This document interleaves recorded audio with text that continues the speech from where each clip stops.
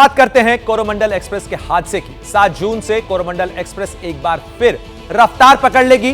पहले की तरह तय समय पर चेन्नई से हावड़ा का सफर ये ट्रेन तय करेगी, लेकिन आगे किसी तरीके की गड़बड़ी न हो, इसके लिए सैबोटाज का जो एंगल सामने आया है उसकी जांच भी बहुत जरूरी है।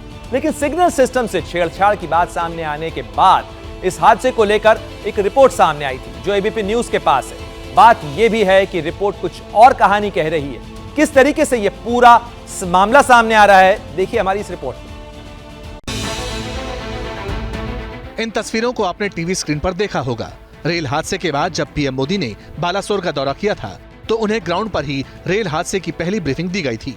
उन्हें हादसे की प्रारंभिक जांच रिपोर्ट के बारे में बताया गया था। एबीपी न्यूज के पास रेल हादसे की वही प्रारंभिक जांच रिपोर्ट है। जांच रिपोर्ट का ऑब्जर्वेशन वाला यह हिस्सा काफी अहम है। इनिशियल रिपोर्ट में साफ साफ कहा गया है कि जब बालासोर हादसे की शुरुआती इन्वेस्टिगेशन हुई तो पता चला कि पॉइंट नंबर 17 को लूप लाइन में रिवर्स कंडीशन में पाया गया। इसका मतलब यह है कि जिस वक्त हादसा हुआ तब इंटरलॉकिंग यानी जिस जगह से ट्रेन की पटरी मुड़ती है वो इंटरलॉकिंग लूप लाइन की तरफ थी। इसी रिपोर्ट का 12वां पॉइंट यह कहता है कि पैनल रूट मेन लाइन की तरफ था, जबकि पॉइंट्स यानी पटरी बदलने वाला सिस्टम नॉर्मल कंडीशन में थे। मतलब इंटरलॉकिंग सिस्टम में फिजिकली कोई डैमेज नहीं था। इस समय जिस लूप लाइन पर हम खड़े हैं उस लूप लाइन पर इंटरलॉकिंग सिस्टम ठीक उसी तरह का मौजूद है जिस तरह का कोरोमंडल एक्सप्रेस में हो गया था। इंटरलॉकिंग है, ये लॉक हो चुका है। ये रोड बाहर निकली हुई है ना, ये कांटे को इधर उधर चलने नहीं देगा।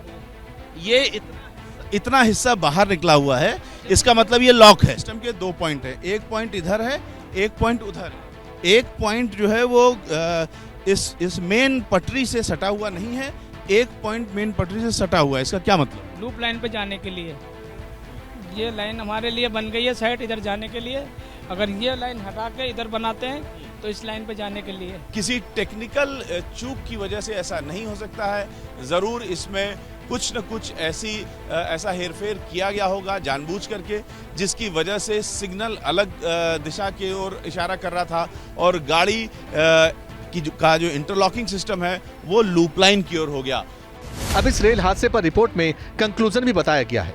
मौके पर मौजूद रेलवे अधिकारियों ने अपनी इनिशियल रिपोर्ट में लिखा, ट्रेन नंबर 12841 यानी कोरोमंडल एक्सप्रेस के लिए सिग्नल मेन लाइन का दिया गया था, मगर ट्रेन लूप लाइन की तरफ दाखिल हो गई और उस मालगाड़ी से टकराई जो वहां पहले से ही मौजूद थी।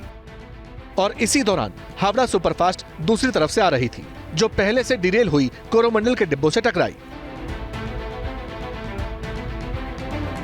मैं हूं इस समय अप लाइन पर जिस पर कोरोमंडल एक्सप्रेस थी और दूसरी तरफ आ रही थी यशवंतपुर हावड़ा एक्सप्रेस। और ये जो लूप लाइन कहते हैं हम, ये मेरे बाईं तरफ ये है लूप लाइन जिसमें मालगाड़ी थी। मालगाड़ी यहाँ खड़ी हुई थी।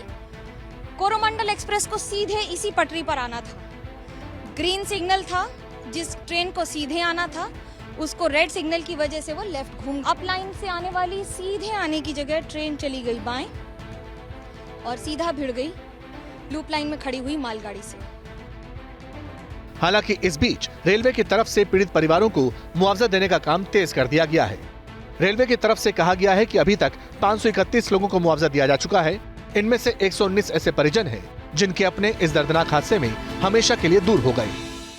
जैसे ही घड़ी का काटा दोपहर 2:30 पे आए, बबीता जी का दिल सास बहू साजिश के लिए मचल जाए। और ये है इनकी बहू, पूरे दिन ऑफिस की टेंशन हो जाए गॉन जब ये करें अपना फेवरेट शो फ्री टाइम पे ऑन। इनकी तरह आप भी देखें अपना फेवरेट शो अपने टाइम पर और डाउनलोड कीजिए एबीपी लाइव ऐप अपने स्मार्ट टीवी पर।